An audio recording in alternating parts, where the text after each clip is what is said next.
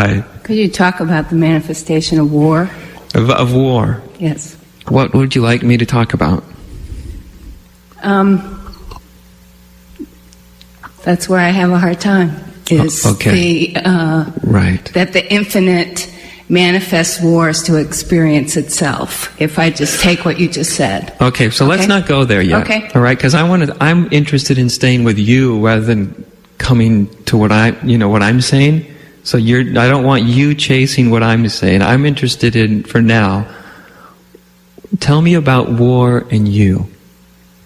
So there is war that happens, right? And you look out, you turn on the TV, you read the newspaper, whatever, and you're exposed to this incredible human carnage and violence and stupidity that we call war, right? And so when you're exposed to that, what do you tell yourself inside? How do I not participate? Okay, good question. So let's look at it. How are you participating? Tell me about the war that happens within yourself when you see the war on the outside. Okay, how I participate is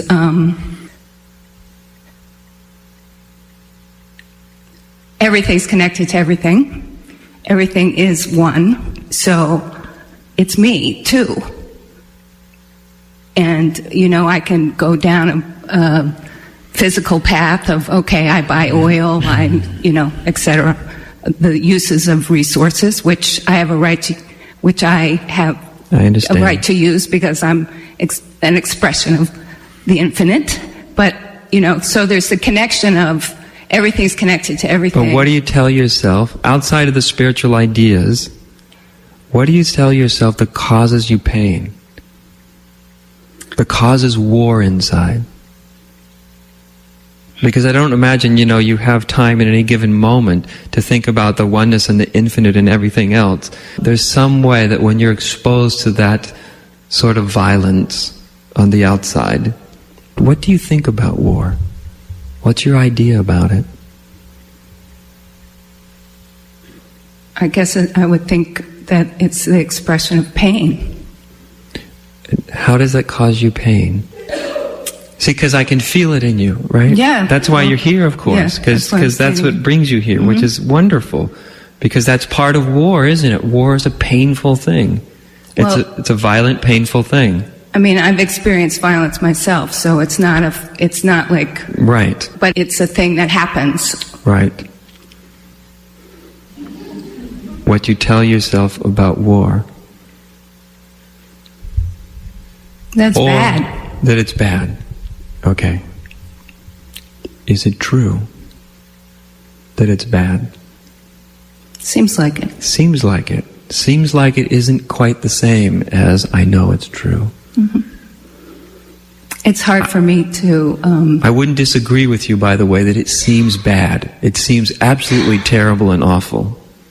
It seems that way. I would have no disagreement with you.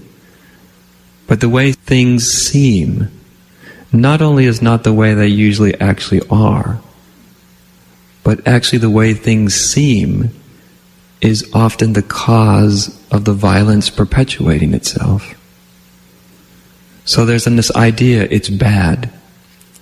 And when you tell yourself that, of course you're not only telling yourself about this violence, you're telling yourself that about all the other violence you've experienced. Because mostly what we're doing is re-experiencing our life rather than experiencing it as it is now. And so our mind says, it's bad, it's wrong. So without arguing at all within yourself about how you feel, because that would be ridiculous to argue with what you feel, right? Mm-hmm. With the experience you have. What if you remove, just as an experiment, it's wrong and it's bad? Just as an experiment. I understand it's almost a sacrilege to remove that. Okay. Right? I understand that. And we can put it back very quickly. So what's it like inside when there's just moving for just a moment, it's bad, that it's bad? What happens inside? Or that it's wrong?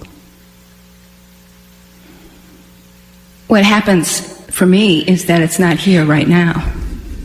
What happened in the way you felt? More at war with yourself? Less at war with yourself? Less. Thank you. Okay. Let me just give it a suggestion, okay?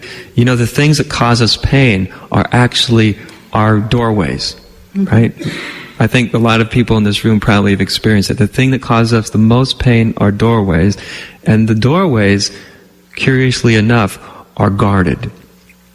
Because the doorways often are what causes pain inside. And so the doorways are guarded, and the doorways are guarded by all the ways we've interpreted, say in this case, violence to oneself, and then on the world and the outside. And the way we interpret violence, the ideas that we form around violence, it almost becomes a sacrilege for me to even look at those. Because my experience seems to confirm them, doesn't it? Violence is wrong. You look in your experience and your insides are shaking, and your experience seems to confirm the belief. But when you start to look at the belief and you take it very slowly, you see, just very slowly so it's really true for you, and you start to see that our beliefs are just that our mind thinks about what happened and what is happening. And so we see beyond, outside of the beliefs. And when you start to see that the beliefs are actually holding the pain in place, it's not what happened, and it's not even what's happening now. It's the way our mind is conditioned to frame it. And only when we start to see that the way my mind is framing it itself is only doing that because it was taught to do so. And with violence, of course, of any kind, it's one of the most powerful for anybody, because we can have no idea what would it be like to experience violence for oneself, or experience violence as in war all around ourselves. What would that be like if I didn't form a belief about it, a concept about it, any? And what I found is a lot of us, we find ourselves peer into that a little bit, and then it's so unknown, right? It's like, I don't know what that, it's so unknown though that we kind of recoil. Almost like we might become inhuman or not feeling or not responsible if I really let myself peer into that place.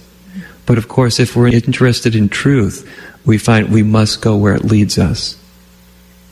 And all I can suggest is when you start to peer in there, what's it like outside of my beliefs? What starts to end is the war inside here. And I think also what I've seen is a lot of people are, in an unconscious way, are afraid of letting the war inside themselves end because they think they may be irresponsible for the war outside themselves. Mm-hmm. Does that make sense? Mm-hmm. Mm-hmm. And all I can do is a suggestion, because you can't know until you know, right? But my experience was when I let it end here inside, and all my ideas about it on the inside, and then on the outside, about war, about violence, about cruelty, about hate, all of those things which exist. And I realized nothing I think about them is true. It never was, it never will be. So like when people ask me, what do you think about the war? I say, I don't have a belief about the war, I'm sorry. And they can't believe it. I mean, I see the insanity, I see the terrible violence, the human carnage. Right? I can only suggest that when you move into that place, if you move there authentically, it doesn't disconnect you at all. It doesn't mean you don't have a response. What I have found is whatever response comes through you, it actually empowers that response much, much, much, much more. Because then it's not, all that energy isn't being chewed up on the inside. You see what I mean? Mm-hmm. Thanks for listening. If it's inauthentic, then it's, it's all a dream and it's all the will of God, and, it's a disconnect. But when it's true, you're not suffering anymore. You can feel others suffering. You can be very connected to the fact they're suffering. You can even feel their suffering. In fact, you can feel others. If you don't want to feel others suffering, then don't wake up. If you don't want to feel other suffering more, then don't wake up. Because all it does is it allows you to feel more. The difference is that it doesn't cause discord in you. It doesn't cause you to suffer when others suffer, which makes you available to others, which makes us available to each other, which makes us available to have a response, whatever that response may be. Tends to be much more peaceful. Good evening.